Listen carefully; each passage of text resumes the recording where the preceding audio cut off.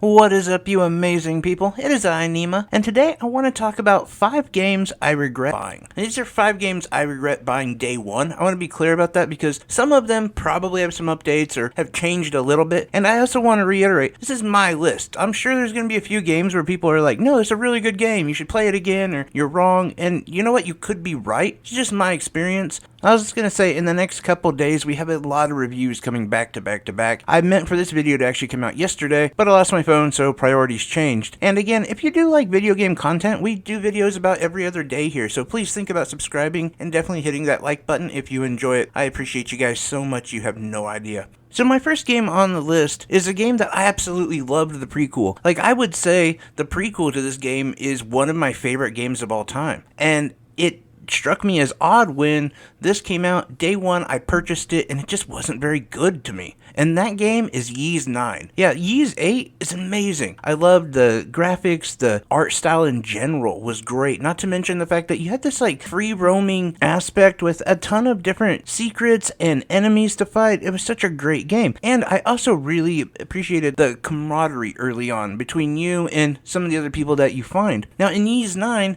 this is almost completely opposite. You're in a town for a good chunk of the first part of the game. And we're talking not like a couple hours, we're talking 10 to 15 hours of being in this small, confined town where there isn't much of your ability to explore anything. And okay, that's fine. But then the art style is also very drab and dark and dull and just not great. The controls aren't nearly as impressive as they are in Ys 8. Just don't feel like you have like the control over your character. Even though they do have some more abilities in which to jump on buildings and things of that nature, but it doesn't come for a while. And even when it does, it doesn't feel good, is all I'm saying. And so, I don't know, I ended up like quitting it. I couldn't get into it. I tried for so long and I just couldn't. So the next game on my list is another one that I think a lot of people are going to disagree with, and that is new Pokemon Snap. Now, this is one of those games everybody's talking about how good it is, and it's so much fun, and I played for a little bit, and I enjoyed it. Like the first couple times, I ran through the little rail taking pictures of Pokemon and stuff, but this game quickly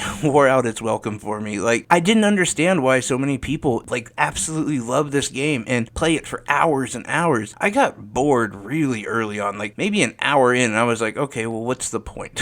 Like, there's not much else happening besides just seeing Pokemon in their rural doing stuff. Like, I don't know, there was no action to me, there was no, I don't know, it didn't grab me. I just didn't like it. Now, another thing that kind of gets me is nostalgia. And there's certain things about nostalgia that I think we look back on and we say, oh, this was an amazing feeling. Like, I look back often fondly when I played football or went to metal concerts and was in mosh pits or being inebriated to the point where you pass out. All that stuff sounds awesome in your head, and looking back on it, you're like, oh, those were great times. Another one of those things, though, was Wii Sports. And so when Nintendo Switch Sports came out, I was more than excited to pick it up. I thought, oh, this is going to be great. We're going to have bowling, badminton, some soccer, maybe some other stuff at some point. And wow, that was such a, I'm not going to say the game isn't at fault. It's me. It wasn't just like it wore off very quickly. Just how cool it was that you could move your arms and bowl. It was like, okay, this is fun for a second. And again, this is another game where it was a couple hours of fun, and then I haven't played it since. Like, literally, that first weekend it came out, I played it, had some fun with it, and just moved on. Like, there was nothing more to it. And I don't know. I have to think that it's not the game's fault. It gave you what it said it was going to, but what it ended up giving you just wasn't,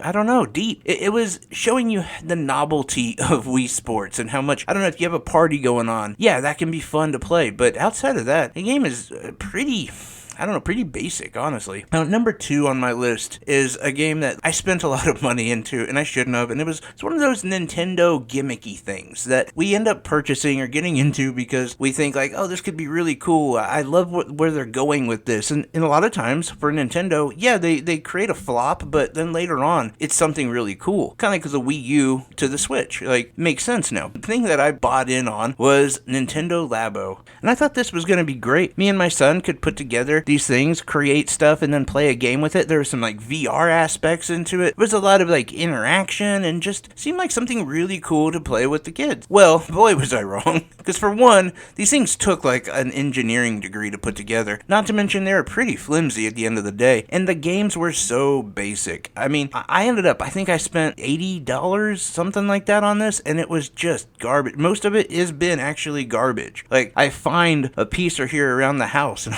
like, just instant trash. Wasn't good. I'm sure they're gonna do something cool with it. They had the promise of doing some cool stuff with it, and, you know, maybe at some point they will, but it's just not there now, and I don't know. That's one of those things I think in the future we probably will look back and say, oh, this led to Mario VR, which is fantastic, and it's great. Now, number one on my list is one that hurt so bad, and it's still growing, and it's still getting updates and all of that, but I still don't know if it's going to fix the game. That is Mario Strikers. I was so excited for Mario Strikers. Like, I was pumped. This was a game that I was like, this is going to be the game I'm going to play online. I'm going to stream. I'm going to have so much fun with it. It looks so much fun, and the thing that hurts about this one specifically is the gameplay is really fun. The graphics look amazing. So much about this game is just perfect, except for the actual gameplay. And when I say gameplay, let me be clear. I don't mean the actual gameplay. I mean the fact that it's all online, and nobody's on there because it gets repetitive really quickly. The same arenas, the same characters. You can only play with so many people online, which is the killer for me. I was hoping each individual character could be played by a certain person, and you could have a team of like 4 of your friends playing. But no, that's not the way it works. You're stuck with like basically 2 players per person, and I don't know. The game is just not fun, and I wish it was. I think they had the ability to do so. I think if they added a story, that would have helped a lot, and I think if they would really expand the online to make it so that more people could play, so you could play with your friends online, and it was done easily, by the way. It's possible, but it's a pain in the butt to be on the same team with your friends and just go online. It shouldn't be, but it definitely was. I don't know if it still is. I haven't checked on that game in, well, probably since July. It's been a long time because it was just one of those games I thought was amazing, and then it sucked. And it was like just it's Nintendo just basically phoning it in and bringing out like a game that's about 60 to 65% done, and they're gonna fix it with patches. And I don't know, that for me is starting to get very old very quick, especially with these Nintendo sports type games. But anyway, that's my list. I'm curious though, do you guys have any games that you absolutely regret purchasing day one? Let me know down in the comment section below. But like always, I'm wishing you guys health, wealth, and above all, I hope you're truly happy, because you make me happy. Take care, everyone. Bye bye.